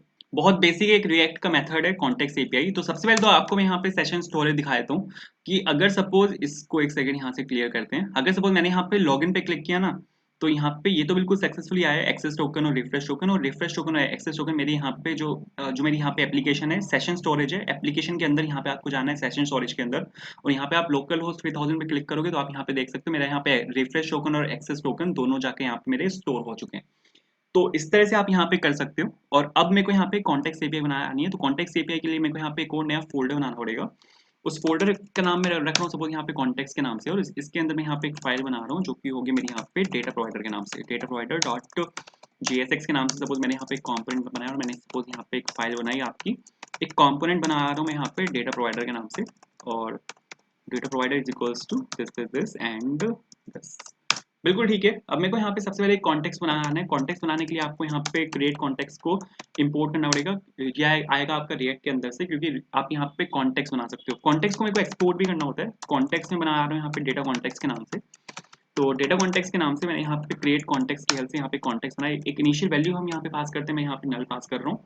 अब यहाँ से आपको रिटर्न करना पड़ेगा। रिटर्न करते हुए हम यहाँ पे रिटर्न करते हैं डेटा प्रोवाइडर को, डेटा कॉन्टेक्स्ट को, सॉरी, ठीक है। कॉन्टेक्स्ट को हम यहाँ से प्रोवाइडर के अंदर से रिटर्न करते हैं, और कॉन्टेक्स्ट के ऊपर आपके पास एक प्रोवाइडर एक एट्रीब्यूट आपको मिलता है, तो हम प्रोवाइडर का यहाँ पे यूज कर सकते हैं। और जो भी आपको फील्ड्स एक्सपोर्ट करनी है यहाँ से, उसको आप यहाँ पे वैल्यू के अंदर पास कर सकते हो। तो अगर आप यहाँ पे इस तरह लिखोगे ना इसको, तो ये आपका यहाँ पे कॉन्टेक्स्ट बन के बिल्कुल रेडी हो जाता है, ठीक है। डेटा प्रोवाइडर को मेरे को यहाँ से एक्सपोर्ट करना पड़ेगा। मैंने यहाँ पे लिखा सपोज एक्सपोर्ट डिफॉल्ट, और यहाँ पे आ जाएगा आपका यहाँ पे डेटा प्रोवाइडर, बिल्कुल ठीक है। अब मेरे को यहाँ पे एक स्टेट बनानी है, जिस स्टेट में मैं उस फील्ड्स को जो मेरा जो नेम है और जो यूजर नेम है उसको मैं यहाँ पे स्टोर करवाऊंगा। तो सपोज स्टेट में बना रहा हूँ यहाँ पे अकाउंट के नाम से, अकाउंट और सेट अकाउंट के नाम से मैंने यहाँ पे एक स्टेट बनाई, और यूज स्टेट की इनिशियल वैल्यूज में डाल रहा हूँ यहाँ पे यूजर नेम मैं यहाँ पे स्टोर करवाऊंगा, तो यूजर नेम सपोज एम्प्टी और नेम यहाँ पे एम्प्टी, बिल्कुल ठीक है। तो ये मैंने यहाँ पे इनिशियल फील्ड्स डाली यहाँ पे, और मैंने यहाँ पे अकाउंट को यहाँ पे इसके अंदर पास किया, क्योंकि मैंने यहाँ पे आपको बताया था वैल्यू के अंदर आप यहाँ पे वो चीज पास करते हो जिन चीजों को आपको यहाँ पे एक्सपोर्ट करना है। अकाउंट को मेरे को यहाँ पे एक्सपोर्ट करना है, सेट अकाउंट को मेरे को यहाँ पे एक्सपोर्ट करना है। अब आपको यहाँ पे किन कंपोनेंट्स के अंदर इन स्टेट्स को यूज करना है, उससे आप उन कंपोनेंट से आपको डेटा प्रोवाइडर को रैप करना होता है। तो मैं यहाँ पे जा रहा हूँ सीधा app.js के अंदर, और app.js के अंदर यहाँ पे आप सीधा जो क्या बोलते हैं डेटा प्रोवाइडर से आप यहाँ पे इसको सीधा रैप कर सकते हो। तो मैंने सपोज यहाँ पे लॉगिन कंपोनेंट, अभी मेरे पास यहाँ पे सिर्फ एक ही कंपोनेंट है, डेटा प्रोवाइडर उसने वहाँ पे अपने आप उसको इंपोर्ट मार दिया। तो मेरे को यहाँ पे लॉगिन कंपोनेंट को रैप करना पड़ेगा इस डेटा प्रोवाइडर से, ठीक है। तो यहाँ पे डेटा प्रोवाइडर से मैंने यहाँ पे इसको रैप किया, बिल्कुल ठीक है। अब यहाँ पे हम एक कंपोनेंट के अंदर, रिएक्ट में एक कंपोनेंट के अंदर हम डेटा दो तरीके से पास कर सकते हैं। एक हम पास कर सकते हैं एज अ प्रॉप, दूसरा हम उसको पास कर सकते हैं एज अ चिल्ड्रन, ठीक है। तो यहाँ पे अगर आप यहाँ पे लिख के कुछ भी पास करते हो तो ये आपका प्रॉप्स होता है। बट अगर आप यहाँ पे एक ओपनिंग एंगल ब्रैकेट्स और एक क्लोजिंग एंगल ब्रैकेट्स के बीच में आप अगर पास कर रहे हो तो ये आपका चिल्ड्रन होता है, ठीक है। तो मैंने यहाँ पे एक प्रॉप पास किए, जो मैंने यहाँ पे चिल्ड्रंस पास किए जो कि यहाँ पे लॉगिन के नाम से। तो आपको यहाँ पे चिल्ड्रन को निकालना पड़ेगा, और चिल्ड्रन को निकाल के आपको यहाँ पे इसको आगे फॉरवर्ड करना पड़ेगा। तो मैंने यहाँ पे चिल्ड्रन को निकाल के आगे यहाँ पे फॉरवर्ड किया, बिल्कुल ठीक है। अब यहाँ पे लॉगिन के अंदर मेरे को यहाँ पे वापस आना है और मैंने वहाँ पे एक कॉन्टेक्स्ट बनाया था, तो उस कॉन्टेक्स्ट को मेरे को यहाँ पे इंपोर्ट करना पड़ेगा। बट यहाँ पे डेटा प्रोवाइडर यहाँ पे इंपोर्ट नहीं होता, यहाँ पे आपका डेटा कॉन्टेक्स्ट यहाँ पे इंपोर्ट होगा। कौन से कॉन्टेक्स्ट में से आपको वैल्यू निकालनी है, और आप वैल्यूज निकाल सकते हो यूज कॉन्टेक्स्ट की हेल्प से। ठीक है, क्या वैल्यूज आपको यहाँ पे निकालनी है, उसके लिए आपको यहाँ पे जाना होता है और यहाँ पे आप सिंपल लिख सकते हो कॉन्स्ट, और यहाँ पे जो आपको जो यहाँ पे वैल्यू सेट करनी है वो सेट अकाउंट से यहाँ पे सेट करनी है। तो यहाँ पे मैंने लिखा suppose set account is equals to और यूज कॉन्टेक्स्ट, और इसके अंदर सपोज मैंने यहाँ पे पास किया डेटा कॉन्टेक्स्ट। ठीक है, बिल्कुल ठीक है। अगर आप इतना लिख दोगे इतने से हो जाएगा। तो अब जो यहाँ पे मैं वैल्यूज को स्टोर कराऊंगा वो ग्लोबली जाके स्टोर होगी। तो यहाँ पे सेशन स्टोरेज में तो वैल्यूज यहाँ पे आ चुके हैं, उसके बाद यहाँ पे आप वैल्यू स्टोर करवा सकते हो सेट अकाउंट के अंदर। और सेट अकाउंट के अंदर आपके पास यहाँ पे यूजर नेम है, यूजर नेम आप यहाँ पे निकाल सकते हो response dot data dot user name के अंदर से। नेम आपके पास यहाँ पर एक फील्ड है, उसको आप निकाल सकते हो response dot data dot name के अंदर से। तो यहाँ पे आपने क्या किया, यहाँ पे आपने जो यूजर नेम और जो नेम है उसको यहाँ पे कॉन्टेक्स्ट के अंदर सेट कर दिया। अब आप किसी भी उसके अंदर, जैसे हमने यहाँ पे इसको इंपोर्ट किया है, अब आप इसको किसी भी कंपोनेंट के अंदर इंपोर्ट करके इसको डायरेक्टली यहाँ पे यूज कर सकते हो। तो ये आगे जाकर काम आएगा, इसको मैंने अभी से यहाँ पे सेट कर दिया। अब मेरे को यहाँ पे एक काम और करना है। अगर सपोज यहाँ पे सक्सेसफुली लॉग इन होता है तो मेरे को इसको यहाँ से निकालना है। ठीक है, और मेरे को इसको ट्रांसफर कर देना है होम पेज से, मतलब लॉग इन पेज से फिर मेरे को यहाँ पे होम पेज पे जाना है। अब मेरे को यहाँ पे ये काम करना है, तो उसके लिए मेरे को यहाँ पे होम पेज बनाना ही पड़ेगा। तो यहाँ पे कंपोनेंट्स के अंदर मैं यहाँ पे एक फोल्डर बना रहा हूँ सपोज होम के नाम से, और मैं यहाँ पर एक फाइल बना रहा हूँ मैं यहाँ पे home.jsx के नाम से। ठीक है, home.jsx के नाम से सपोज मैंने यहाँ पे एक फाइल बनाई, ये मेरा कंपोनेंट होगा। तो मैंने यहाँ पे होम के नाम से मैंने यहाँ पर एक कंपोनेंट बनाया, बिल्कुल ठीक है।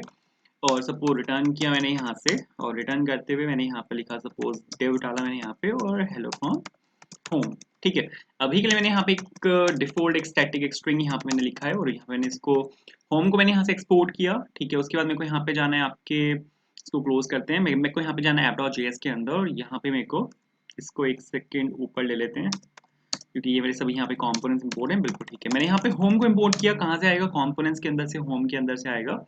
और सपोज मैंने यहाँ पे होम को डाल के यहाँ पे ये कर दिया। बट अभी अगर मैं यहाँ पे होम डाल देता हूँ ना, तो आपको यहाँ पे लॉगिन भी दिखेगा और आपको यहाँ पे होम भी दिखेगा। चला के अगर मैं आपको यहाँ पे दिखाऊँ तो आपको यहाँ पे लॉगिन भी दिखेगा और आपको नीचे यहाँ पे होम भी दिख रहा है। मेरे को ऐसा नहीं करना।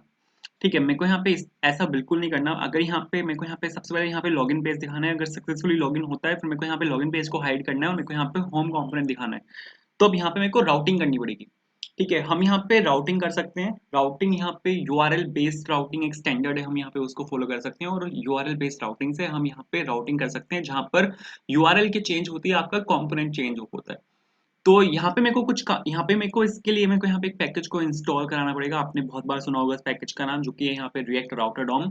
रिएक्ट में रिएक्ट राउटर डॉम पैकेज की हेल्प से हम यहाँ पे राउटिंग कर सकते हैं। तो आपको यहाँ पे लिखना है npm इंस्टॉल, और यहाँ पे लिखना है आपको react hyphen router hyphen DOM. तो मैंने यहाँ पे इस वाले पैकेज को इंस्टॉल कराया, जो कि है यहाँ पे react router DOM package, npm install react hyphen router hyphen DOM. ठीक है, और इस पैकेज की हेल्प से हम रिएक्ट में राउटिंग कर सकते हैं। अब सबसे पहले तो यहाँ पे ये जो डिव है ना, इसको यहाँ पे बाहर नहीं डाल रखते।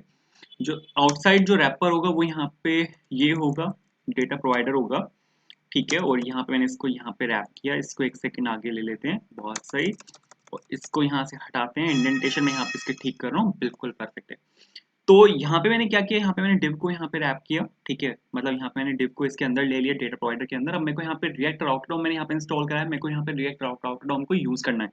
सबसे पहले तो यहाँ पे आपको राउटिंग को अनेबल करना पड़ेगा आपके एप्लीकेशन के अंदर। तो यहाँ पे राउटिंग को हम अनेबल कर सकते हैं। इसके लिए हमारे पास यहाँ पे एक पैकेज आता है जो कि होता है ब्राउजर राउटर।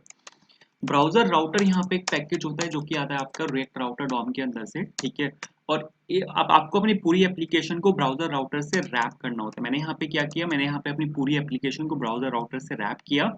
ये क्या करेगा, ये मेरा यहाँ पे पूरी एप्लीकेशन में जो राउटिंग है उसको यहाँ पे अनेबल कर देगा। ठीक है, तो मैंने यहाँ पे ब्राउजर राउटर से इसको पूरे को रैप किया। इसके बाद अब मेरे को कहाँ कहाँ पे राउटिंग डालनी है, जैसे लॉगिन कंपोनेंट के अंदर मेरे को राउटिंग डालनी है, मेरे को होम कंपोनेंट के अंदर राउटिंग डालनी है। तो जहां जहां पर भी मेरे को राउटिंग डालनी है उससे उन कंपोनेंट्स को मेरे को राउट से रैप करना पड़ेगा। तो मैंने यहाँ पे क्या किया, मैंने यहाँ पे जो मेरे जो कंपोनेंट्स हैं उनको मैंने यहाँ पे राउट से रैप कर दिया, ताकि मैं यहाँ पे जो अपना जो यहाँ पे राउटिंग है वो यहाँ पे डाल सकूँ। कौन सी राउटिंग आपको यहाँ पे डालनी है, यूआरएल मेरे को यहाँ पे मेंशन करने पड़ेंगे कि इस यूआरएल पे ये चीज होनी चाहिए, तो वो हम डाल सकते हैं राउट की हेल्प से। तो आपको यहाँ पे लिखना है राउट, राउट के साथ आपको यहाँ पे पाथ लिखना पड़ेगा। पाथ में डाल रहा हूँ, अगर पाथ में यहाँ पे लॉगिन है तो मेरा यहाँ पे लॉगिन कंपोनेंट खुलना चाहिए, ठीक है। उसके बाद आपको यहाँ पे एलिमेंट डालना पड़ेगा और एलिमेंट में आपको यहाँ पे लॉगिन कंपोनेंट डालना है कि सर यहाँ पे लॉगिन कंपोनेंट खुलना चाहिए इस केस में, और सेल्फ क्लोजिंग टैग के साथ आपको यहाँ पे इसको क्लोज करना है। ये होम कंपोनेंट मेरे को कब खोलना है, होम कंपोनेंट मेरे को तब खोलना है जब पाथ में यहाँ पे एम्प्टी स्ट्रिंग हो और एलिमेंट जो हो, इस केस में मेरे को यहाँ पे होम खोलना है और यहाँ पे सेल्फ क्लोजिंग टैग के साथ मैंने यहाँ पे इसको क्लोज किया। चला के अगर मैं आपको यहाँ पे दिखाऊं, ठीक है, इसको सपोज मैंने यहाँ पे रिफ्रेश किया, रिफ्रेश करते ही आप यहाँ पे देखो यहाँ पे आ चुका है हेलो फ्रॉम होम। यहाँ पे जो होम कंपोनेंट है मेरा वो यहाँ पर आ चुका है। अगर मैं यहाँ पे आपको लिख के दिखाता हूँ, मैंने सपोज यहाँ पे लॉगिन लिखा, तो आप यहाँ पे देखो होम कंपोनेंट यहाँ से हाइड हो चुका है, यहाँ पे लॉगिन कंपोनेंट आ चुका है। अगर मैं यहाँ पे सपोज लॉगिन करता हूँ, मैंने यहाँ पे पंकज त्रिपाठी लिखा और मैंने यहाँ पे 1 2 3 4 5 लिखा। अब जब मैं यहाँ पे लॉगिन करूंगा तो लॉगिन फ्रेम, अब यहाँ पे लॉगिन कंपोनेंट नहीं आना चाहिए। अगर सक्सेसफुल लॉगिन यहाँ पे होता है, जैसे मेरा जो यूजर नेम और जो मेरा पासवर्ड है वो बिल्कुल यहाँ पे करेक्ट है, तो यहाँ पे अगर सक्सेसफुल लॉगिन होता है तो मेरे को यहाँ पे अपना होम कंपोनेंट खोलना है। इसके लिए मेरे को यहाँ पे वापस जाना पड़ेगा अपने लॉगिन कंपोनेंट के अंदर। लॉगिन कंपोनेंट में मेरे को यहाँ पे एक पैकेज होता है अपने पास जो कि होता है यूज नेविगेट। अगर सक्सेसफुल वो हुआ है तो हम यहाँ पे यूज नेविगेट की हेल्प से इसको नेविगेट कर सकते हैं होम कंपोनेंट पे। ये आता है आपका रिएक्ट राउटर डॉम के अंदर से, कस्टम हुक है वो यहाँ पे। तो आपको यहाँ पे नेविगेट को आपको यहाँ पे वो करना पड़ता है, मतलब इनिशियलाइज करना पड़ता है। मैंने यहाँ पे नेविगेट को इनिशियलाइज किया और यहाँ पे यूज नेविगेट को, क्योंकि यूज नेविगेट यहाँ पे कस्टम हुक है। तो नेविगेट की हेल्प से अब हम यहाँ पे जो, अगर ये सक्सेसफुल यहाँ पे लॉगिन होता है तो मैं यहाँ पे इसको नेविगेट कर सकता हूँ। नेविगेट में यहाँ पे पास कर रहा हूँ empty फॉरवर्ड स्लैश, एंड आप अगर यहाँ पे देखो empty फॉरवर्ड स्लैश के केस में मैंने यहाँ पे होम कंपोनेंट खोला हुआ है। अब अगर मैं आपको यहाँ पे लॉगिन करके दिखाऊं, तो मैंने यहाँ पे लॉगिन किया तो ये परफेक्टली बिल्कुल यहाँ पे होम कंपोनेंट खोलेगा। आप यहाँ पे देखो यहाँ पे होम कंपोनेंट खुल रहा है, तो ये तो बिल्कुल ठीक है। अब मेरे को यहाँ पे अपने नेक्स्ट कंपोनेंट पे काम करना है, वो होगा मेरा यहाँ पे हेडर कंपोनेंट। तो हेडर हम बना सकते हैं। आप अगर यहाँ पे MUI.com खोलो, हमारे पास यहाँ पे एक कंपोनेंट होता है जो कि यहाँ पे ऐप बार कंपोनेंट होता है। ऐप बार कंपोनेंट की हेल्प से आप अपना यहाँ पे जो हेडर वाला पार्ट है आप यहाँ पे वो बना सकते हो। ऐप बार कंपोनेंट आपको यहाँ पे एक हेडर देता है, जैसा कि आप यहाँ पे देख भी सकते हो, ये आपको यहाँ पे एक हेडर दे देता है। तो इसकी हेल्प से आप यहाँ पे जो अपना जो हेडर कंपोनेंट है वो आप यहाँ पे बना सकते हो, ठीक है। तो यहाँ पे सपोज कंपोनेंट्स के अंदर मेरे को यहाँ पे एक फोल्डर बनाना है। मैंने यहाँ पे फोल्डर बनाया हेडर के नाम से, और यहाँ पे हेडर के अंदर मैं यहाँ पे एक फाइल बना रहा हूँ जो कि होगी यहाँ पे header.jsx के नाम से, ठीक है।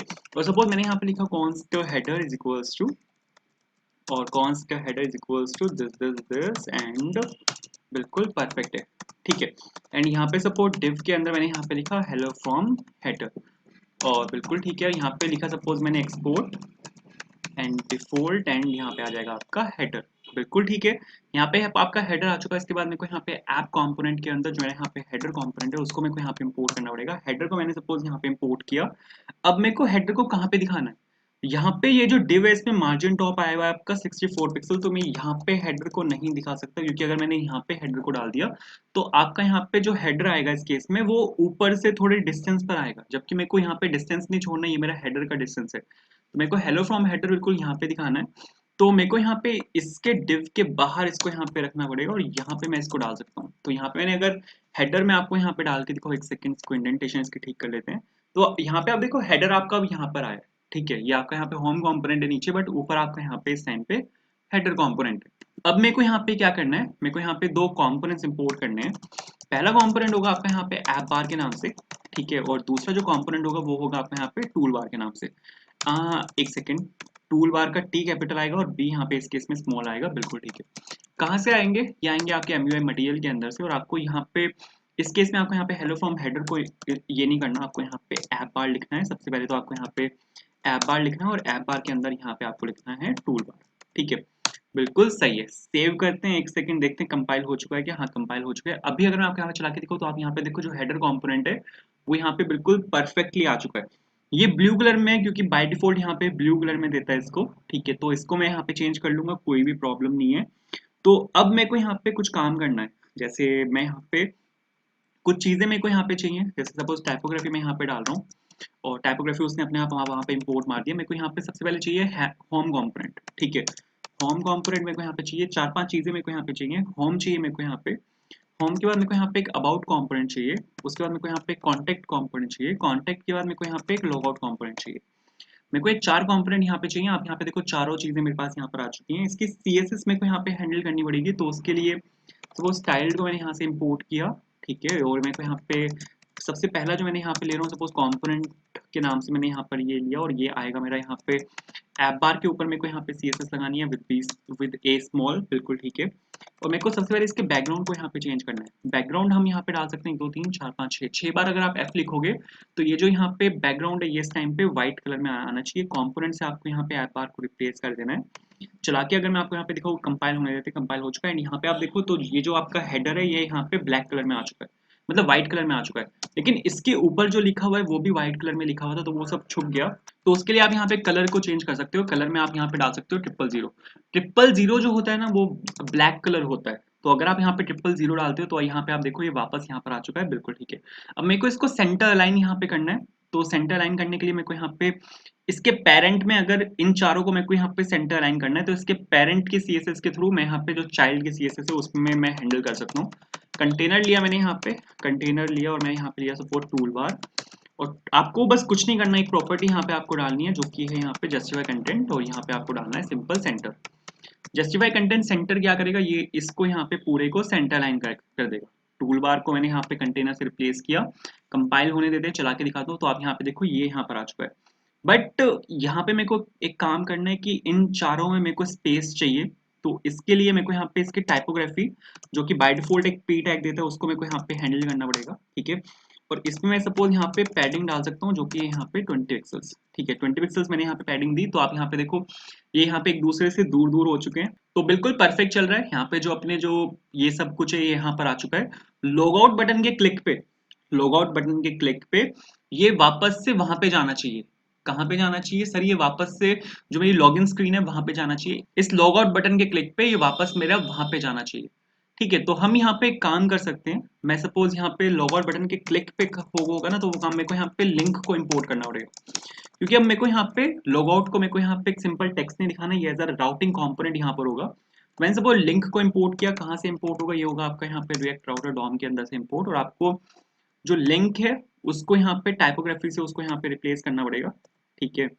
लिंक को मैंने यहाँ पे टाइपोग्राफी से यहाँ पे मैंने रिप्लेस किया, ठीक है, और बिल्कुल परफेक्ट है, ठीक है।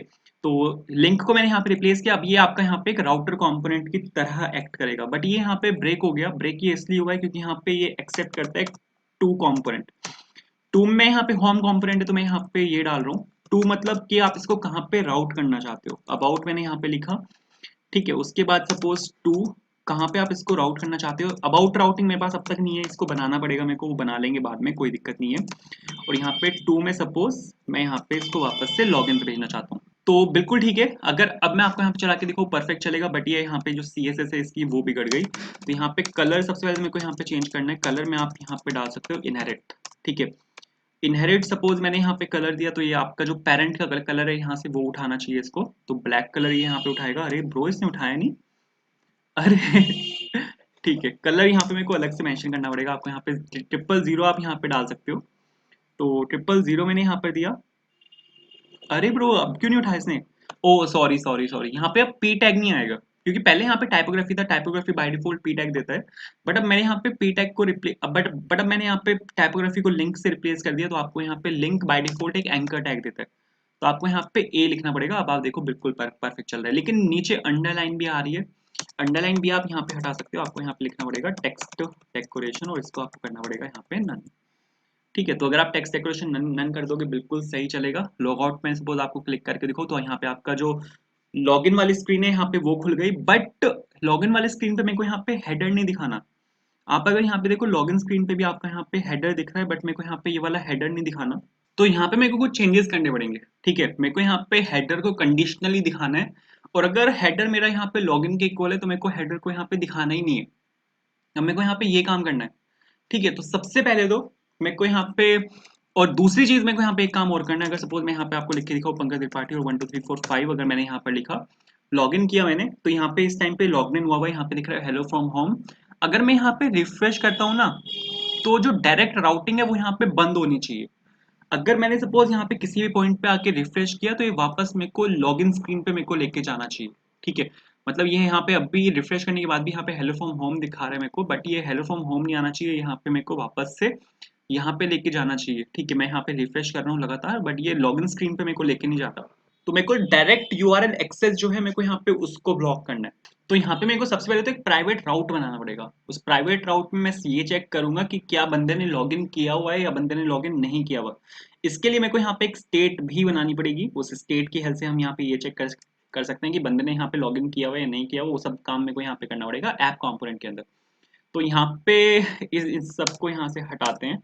तो यहाँ पे सबसे पहले तो मैंने यहाँ पे एक स्टेट को इंपोर्ट किया। मैंने यहाँ पे यूज स्टेट लिखा और कहाँ से आएगा, यूज स्टेट आपका आएगा यहाँ पे रिएक्ट के अंदर से, और मेरे को यहाँ पे एक स्टेट बनानी पड़ेगी। उस स्टेट की वैल्यू अगर यहाँ पे ट्रू है, अगर आपका यहाँ पे मैं एक स्टेट बना रहा हूँ इज ऑथेंटिकेटेड के नाम से, इज ऑथेंटिकेटेड और सेट और is user authenticated, is user authenticated. ठीक है, और यहाँ पे मैंने सपोज मैंने यूज स्टेट लिया, इनिशियली ये फॉल्स रहेगा, तो यहाँ पे यूजर जो है आपका वो ऑथेंटिकेटेड नहीं है, मैंने यहाँ पे इनिशियली इसको फॉल्स लिया। बट इस यूजर ऑथेंटिकेटेड को मेरे को यहाँ पे लॉगिन के अंदर यहाँ पे पास करना पड़ेगा, क्योंकि लॉगिन के अंदर ही मैं यहाँ पे यूजर को ऑथेंटिकेट करवा रहा हूँ। ठीक है, मैंने यहाँ पे इसको यहाँ पे पास किया लॉगिन के अंदर, यहाँ पे एज मैंने प्रॉप पास किया, और फिर लॉगिन के अंदर जाके अब यहाँ पे हम क्या कर सकते हैं, इज यूजर ऑथेंटिकेटेड को मैं यहाँ से निकाल सकता हूँ। मैंने यहाँ पे इज यूजर ऑथेंटिकेटेड को मैंने यहाँ से निकाला, और यहाँ पे अगर बंदा लॉग्ड इन होता है तो मेरे को यहाँ पे इस यूजर ऑथेंटिकेटेड की वैल्यू को मेरे को यहाँ पे ट्रू कर देना है। ठीक है, अगर बंदा लॉग्ड इन होता है तो मेरे को यहाँ पे इसको ट्रू करना है, वरना बाय डिफॉल्ट ये वैल्यू यहाँ पे फॉल्स रहेगी।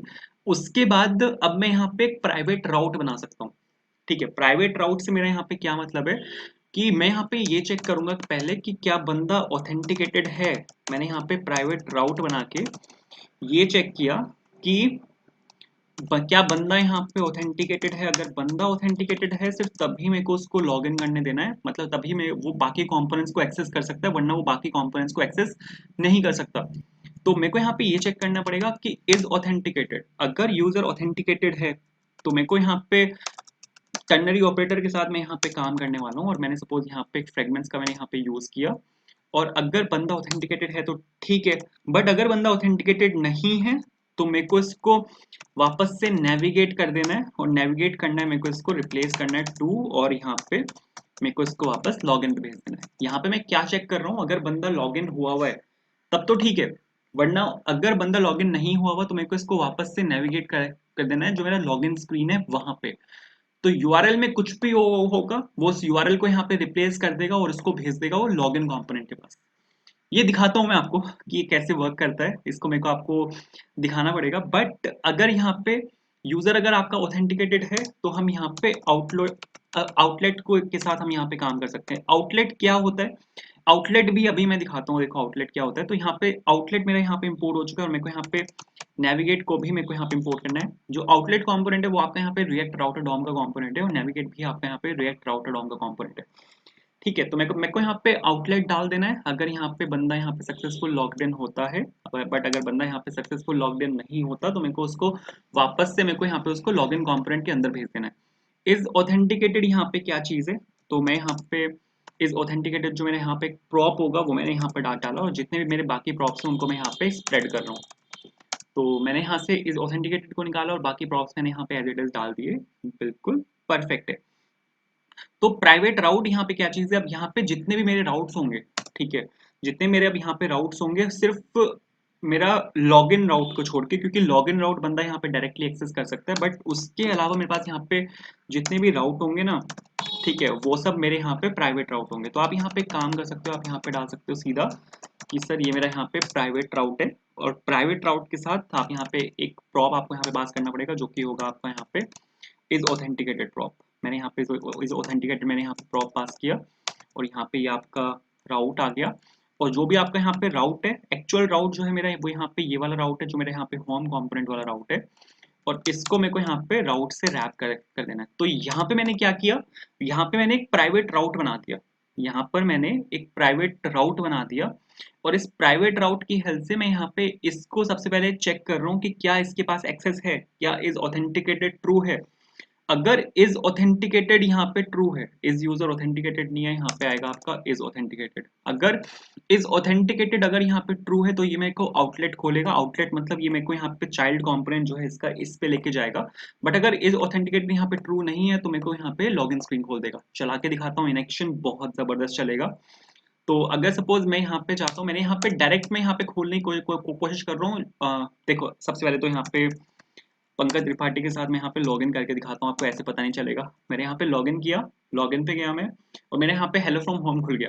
अब अगर मैं यहाँ पे रिफ्रेश करता हूँ ना तो ये होम नहीं खुला रहेगा, क्योंकि रिफ्रेश करते ही वो जो इज यूजर ऑथेंटिकेटेड की वैल्यू है वो फॉल्स हो जाएगी और ये वापस मेरे को लेके जाएगा लॉगिन पेज पे। मैंने यहाँ पे इस पे रिफ्रेश किया इसको, मैं यहाँ पे वापस आ गया लॉगिन पेज पे।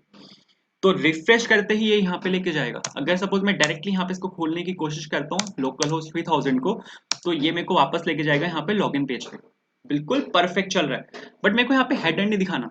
अगर यहाँ पे लॉगिन पेज आता है तो उस केस में मेरे को यहाँ पे हेडर नहीं दिखाना। आप यहाँ पे एक काम कर सकते हो कि जो आपका यहाँ पे ये जो हेडर कंपोनेंट है ना, इसको आप यहाँ पे मूव कर सकते हो आउटलेट पे, कि अगर मेरा यूजर यहाँ पे ऑथेंटिकेटेड है सिर्फ तब भी मेरे को यहाँ पे हेडर दिखाना है, वरना मेरे को लॉगिन करते समय कोई भी हेडर नहीं दिखाना। तो अभी अगर मैं आपको यहाँ पे चला के दिखाऊंगा तो आप तो देखोगे यहाँ से हेडर आपका यहाँ से जा चुका है। और मैं यहाँ पे पंकज त्रिपाठी पे अगर यहाँ पे मैं क्लिक करता हूँ 1 2 3 4 5 लिखा मैंने यहाँ पे, और मैंने यहाँ पे लॉगिन किया तो परफेक्टली आपका यहाँ पे हेडर आ चुका है।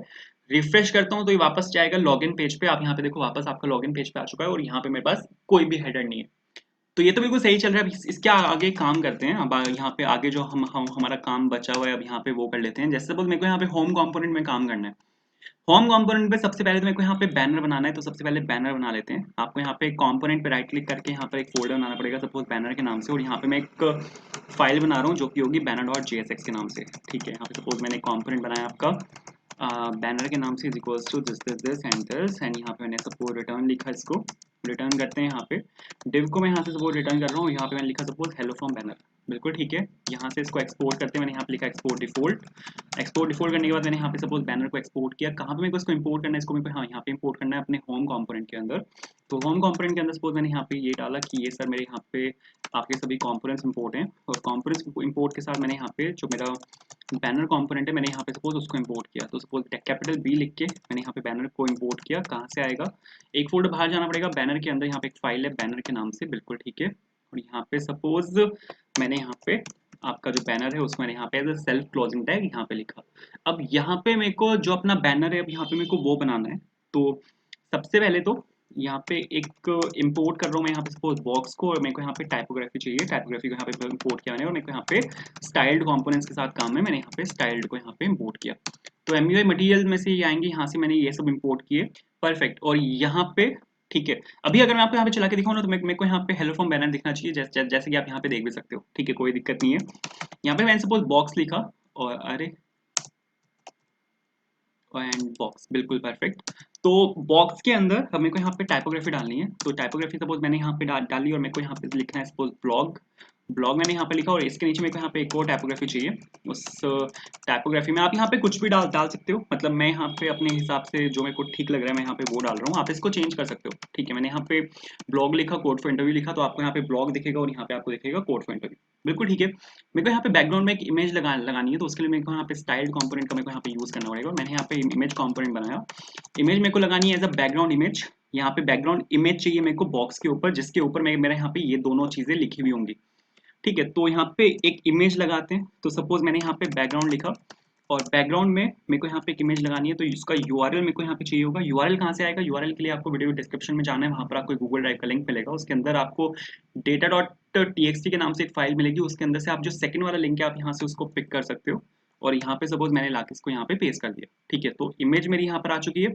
बॉक्स को आपको यहाँ पे रिप्लेस करवा देना है विद इमेज।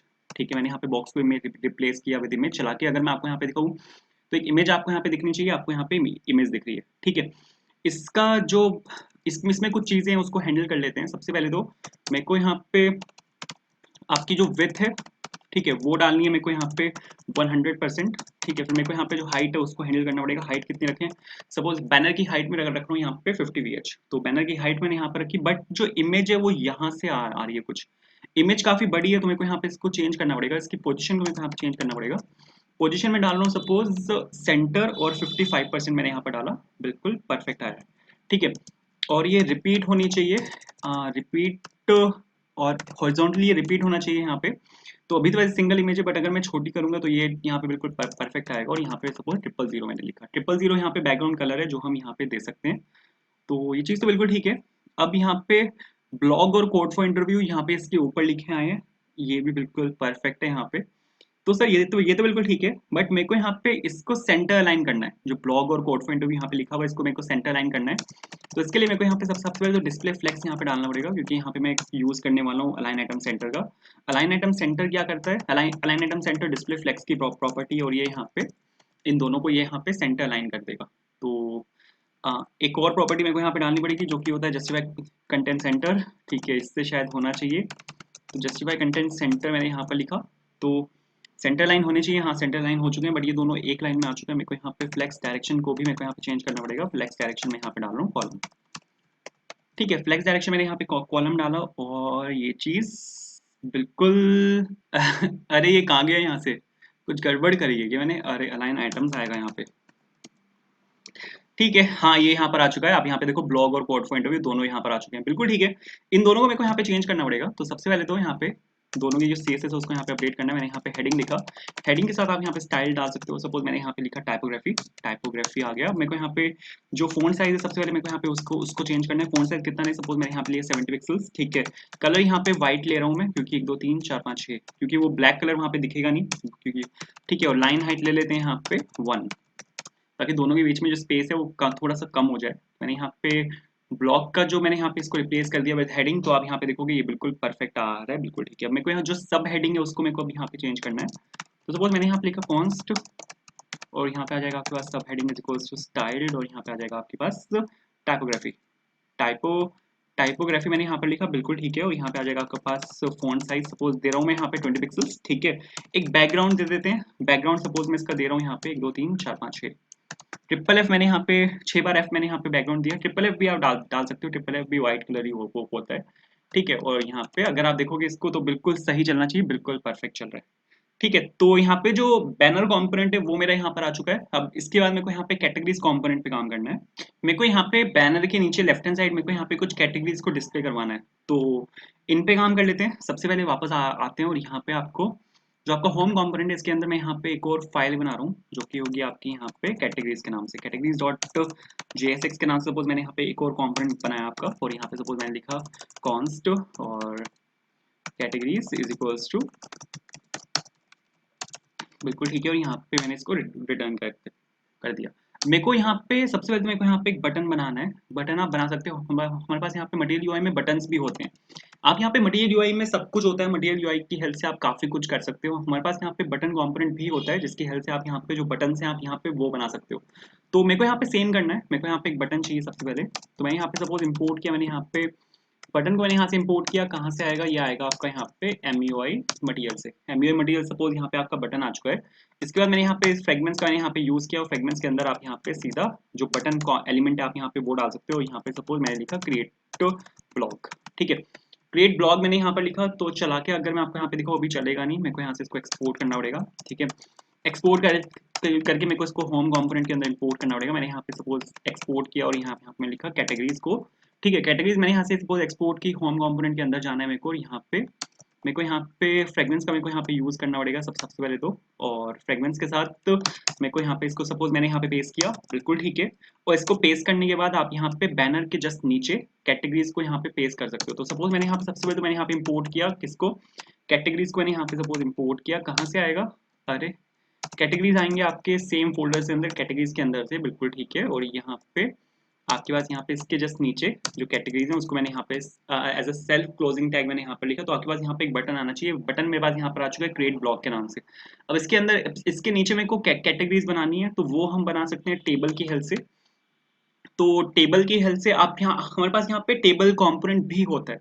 जैसे HTML में होता है ना, HTML में हमारे पास टेबल कंपोनेंट होता है, टी हेड होता है, टी बॉडी होती है, TD होता है, TH होता है, TR होता है, बिल्कुल सेम यहाँ पर है, बिल्कुल डिट्टो, हल्का सा भी फर्क नहीं है। अगर मैं आपको यहाँ पे इसको खोल के दिखाऊँ ना, तो यहाँ पे आप देखोगे टेबल सेल है हमारे पास, यहाँ पे टेबल बॉडी है, टेबल हेड है, ठीक है, और टेबल है, टेबल कंटेनर है। इसका हम यहाँ पे यूज कर सकते हैं। ठीक है, तो इसको यूज करने के लिए आपको यहाँ पे कैटेगरीज के अंदर जाना है। और कैटेगरीज के अंदर यहाँ पे आप लिख सकते हो सपोज टेबल, ये हमारा सबसे यहाँ पे पेरेंट कंपोनेंट होता है। टेबल के बाद आप यहाँ पे लिख सकते हो टेबल हेड। ठीक है, टेबल हेड में अगर आपको कुछ भी यहाँ पे डालना है, सपोज टेबल हेड के अंदर आप यहाँ पे डाल सकते हो। उसके बाद टेबल रो होता है हमारे पास जो कि टीआर होता है, उसके बाद यहाँ पे टीएच होता है, टीएच होता है हमारे यहाँ पे टेबल सेल। ठीक है, इसके अंदर अगर आप यहाँ पे कुछ भी डालना चाहो, जैसे मेरे को यहाँ पे डालना है ऑल कैटेगरीज। ठीक है, ऑल कैटेगरीज ये आपका यहाँ पे सपोज मैं हेडिंग ले रहा हूँ ऑल कैटेगरीज के नाम से। इसके बाद मेरे को यहाँ पे टेबल बॉडी चाहिए, टेबल बॉडी जो हमारा एचटीएमएल में टी बॉडी होता है। ठीक है, उसके बाद सपोज टेबल रो मैंने यहाँ पर लिया, और टेबल रो के अंदर आप यहाँ पे टेबल सेल डाल सकते हो। इसके अंदर अगर सपोज मैंने यहाँ पे फर्स्ट कैटेगरी अपनी, सपोज यहाँ पे मैंने म्यूजिक ली, तो चला के अगर मैं आपको यहाँ पे दिखाऊँ, ये बोल रहा है ये सब कंपोनेंट जो मैंने यहाँ पे यूज कर रहा हूँ ये सब इज नॉट डिफाइंड। तो मेरे को यहाँ पे टेबल को इंपोर्ट करना पड़ेगा, मेरे को यहाँ पे टेबल हेड को इंपोर्ट करना पड़ेगा, मेरे को यहाँ पे टेबल बॉडी को इंपोर्ट करना पड़ेगा, मेरे को यहाँ पे टेबल रो को इंपोर्ट करना पड़ेगा, मेरे को यहाँ पे टेबल सेल को इंपोर्ट करना पड़ेगा। ठीक है, तो सभी कंपोनेंट्स को यहाँ पे इंपोर्ट किया, चला के देखते हैं। तो यहाँ पे मेरे पास ये सब आना चाहिए। आप यहाँ पे देखो ऑल कैटेगरीज और म्यूजिक मेरे पास यहाँ पे ये दोनों चीजें आ चुकी हैं, बट मेरे को यहाँ पे इनको लूप करना है। मेरे पास यहाँ पे काफी सारी कैटेगरीज होंगी, तो अब यहाँ पे ऐसा तो होगा नहीं कि मैं यहाँ पे एक एक कैटेगरी को हार्ड कोड कर दूंगा। ठीक है, यहाँ पे थोड़ा सा अच्छा कोड लिखने की कोशिश कर रहे हैं। तो यहाँ पे मैं यहाँ पे एक फाइल बना रहा हूँ कॉन्सेंस के अंदर, जो कि होगी मेरी data.js के नाम से। और यहाँ पे मैं एक एरे ऑफ ऑब्जेक्ट में यहाँ पे बना रहा हूँ, जो कि होगा यहाँ पे कैटेगरीज के नाम से। कैटेगरीज के नाम से सपोज मैंने यहाँ पर एक ये बनाया एरे ऑफ ऑब्जेक्ट, और जिसमें मेरी यहाँ पे सभी कैटेगरीज होंगी। सपोज आईडी में यहाँ पे ले रहा हूँ 1, और जो टाइप है मेरा कैटेगरी टाइप वो होगा यहाँ पे म्यूजिक। ठीक है, इसको कर लेते हैं यहाँ से सपोज कॉपी, और मेरे को यहाँ पे 1 2 3 4 एंड 5 मेरे को यहाँ पे ये चाहिए। आईडी में ले रहा हूँ इसकी, हर एक ऑब्जेक्ट की अपनी एक डिफरेंट आईडी होगी। और यहाँ पे फर्स्ट है सपोज म्यूजिक, सेकंड है सपोज यहाँ पे मूवीज के नाम से, ये मेरा यहाँ पे मूवीज वाला ब्लॉग होगा। तीसरा है मेरा सपोज यहाँ पे स्पोर्ट्स के नाम से, ये मेरा यहाँ पे स्पोर्ट्स ब्लॉग है। फोर्थ है मेरा यहाँ पे टेक के नाम से, ये मेरा यहाँ पे टेक ब्लॉग है। और फिफ्थ है मेरा यहाँ पे फैशन के नाम से, कि ये मेरा यहाँ पे फैशन ब्लॉग है। तो आप यहाँ पे ये काम कर सकते हो, यहाँ पे कॉमा लगाना पड़ेगा हर ऑब्जेक्ट के बाद। ठीक है, और यहाँ पे कॉमा लगाया मैंने, बिल्कुल सही है। तो यहाँ पे एक एरे ऑफ ऑब्जेक्ट बनाया मैंने। अब मैं यहाँ पे इस एरे ऑफ ऑब्जेक्ट को लूप कर सकता हूँ। तो सबसे पहले तो कैटेगरीज को मेरे को इंपोर्ट करना पड़ेगा। मैंने यहाँ पे कैटेगरीज को मैंने यहाँ पे इंपोर्ट किया। ठीक है, और सपोज कैटेगरीज को मैंने यहाँ पे इंपोर्ट किया, बिल्कुल ठीक है। अब यहाँ पे टेबल रो के बाहर, ठीक है, मेरे को यहाँ पे कैटेगरीज को लूप करना है। कैटेगरीज को आप यहाँ पे लूप कर सकते हो विद मैप फंक्शन। हमारे पास यहाँ पे मैप फंक्शन होता है, जिसकी हेल्प से आप यहाँ पे कैटेगरी को लूप कर सकते हो। ये आपको एक एक कैटेगरी दे देगा, और इसके अंदर आप यहाँ पे ये जो टेबल रो है इसको आप यहाँ पे इंसर्ट कर सकते हो। ठीक है, तो ये बिल्कुल सही है। अब यहाँ पे आपके पास यहाँ पे अब टेबल कैटेगरी यहाँ पे आपके पास आ चुकी है। ठीक है, अब टेबल कैटेगरी के अंदर टेबल सेल आ जाएगा आपके पास, और टेबल सेल के अंदर अब आप यहाँ पे कैटेगरी की हेल्प से जो कैटेगरी डॉट टाइप है आप यहाँ पे उसको डिस्प्ले करवा सकते हो। ठीक है, कैटेगरी डॉट टाइप को मैंने यहाँ पे डिस्प्ले करवाया। चला के अगर मैं आपको यहाँ पे दिखाऊँ तो आप देखो यहाँ पे मेरे पास यहाँ पे सभी जो कैटेगरीज हैं वो यहाँ पर आ चुकी हैं। बट एक वार्निंग भी आती है अपने पास यहाँ पे, जैसे जब भी आप मैप फंक्शन का यूज करते हो ना, तो एक वार्निंग आती है, each child in a list should have a unique की प्रॉप्ट।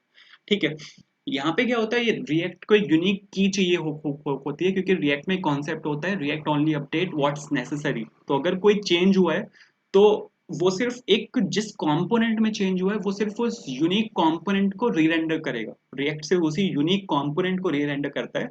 तो उस यूनिक कंपोनेंट को आइडेंटिफाई करने के लिए इसको यहाँ पे यूनिक की चाहिए होती है। ठीक है, तो ये यूनिक की आपको यहाँ पे डालनी पड़ेगी।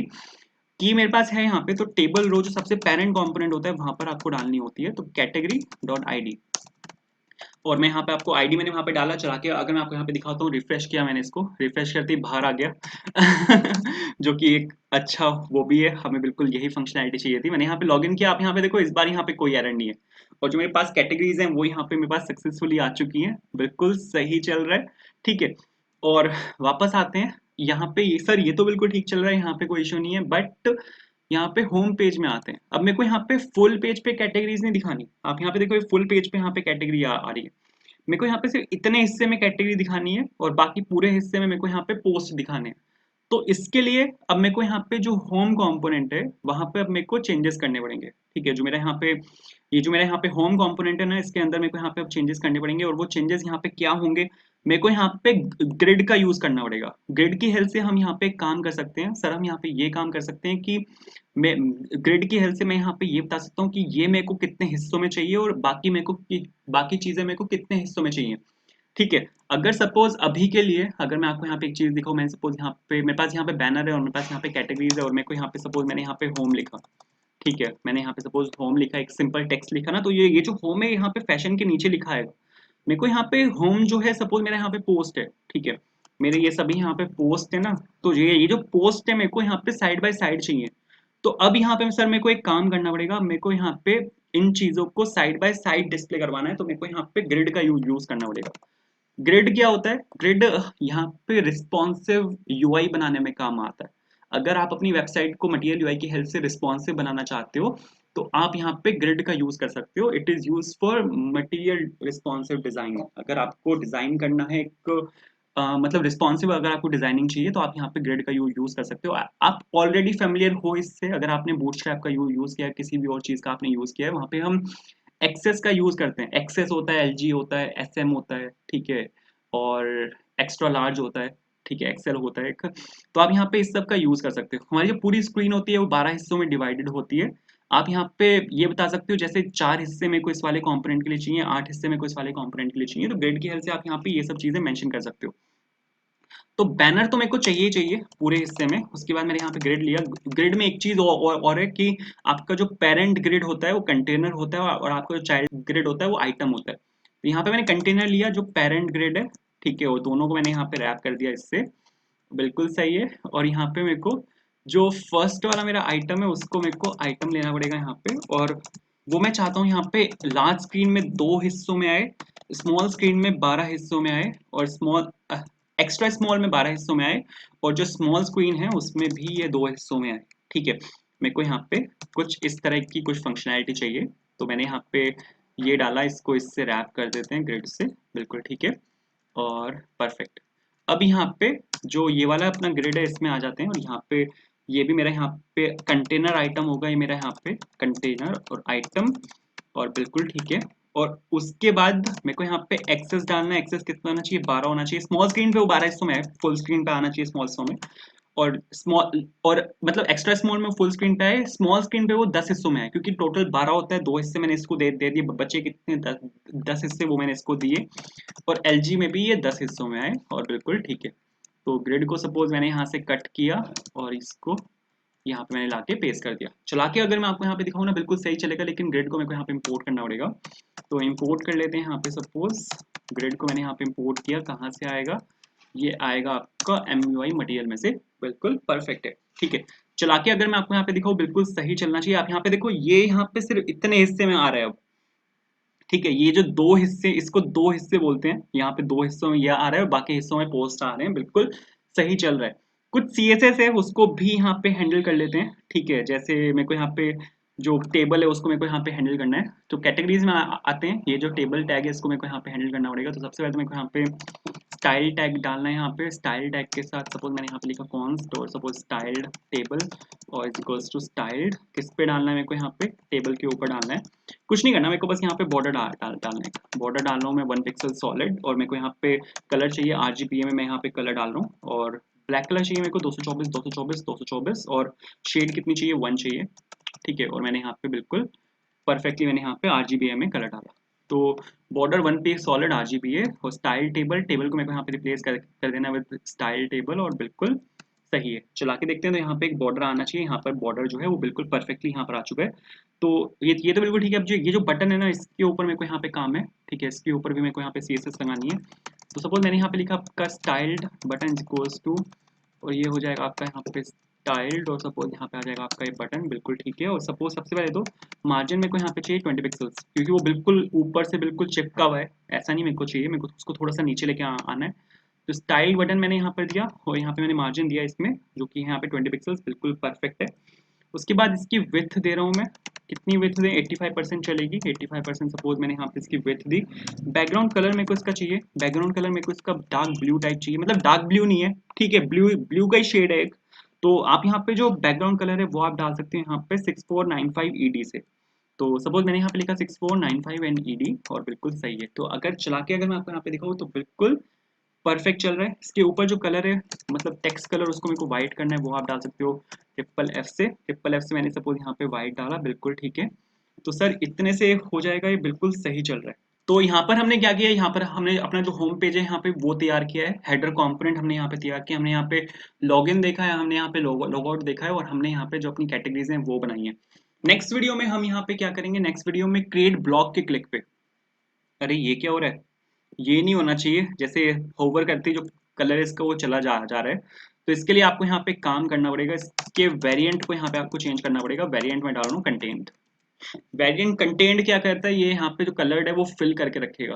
तो आप यहाँ पे देखो ये बिल्कुल सही चल रहा है, ठीक है। तो अब यहाँ पे मेरे को नेक्स्ट वीडियो में क्या काम करना है कि इस क्रिएट ब्लॉग बटन के क्लिक पे मेरे को यहाँ पे एक ब्लॉग को एक्चुअल में क्रिएट करना है, हमें फोटोज को अपलोड करना है, उन फोटोज को मेरे को सेव कराना है डेटाबेस में, ठीक है। और फिर यहाँ पे उन पोस्ट को मेरे को यहाँ पे डिस्प्ले भी करवाना है जो डेटाबेस में एक्चुअल में जाके सेव होंगे। तो ये सब अब मेरे को यहाँ पे काम करना है, वो देखेंगे नेक्स्ट वीडियो में। तो अगर आपको वीडियो पसंद आई है तो यार लाइक करना, अगर आप चैनल पर नए हो और आपने अब तक चैनल को सब्सक्राइब नहीं किया, सब्सक्राइब करना। आप हमें फॉलो कर सकते हैं टेलीग्राम और इंस्टाग्राम पे, वहां पर आपको सर्च करना है कोड फॉर इंटरव्यू। कोई भी प्रॉब्लम है कहीं पे भी अगर आप फंसे हुए हो, कमेंट करना, मैं जरूर हेल्प करूंगा। And thank you so much for watching this video, have a good day.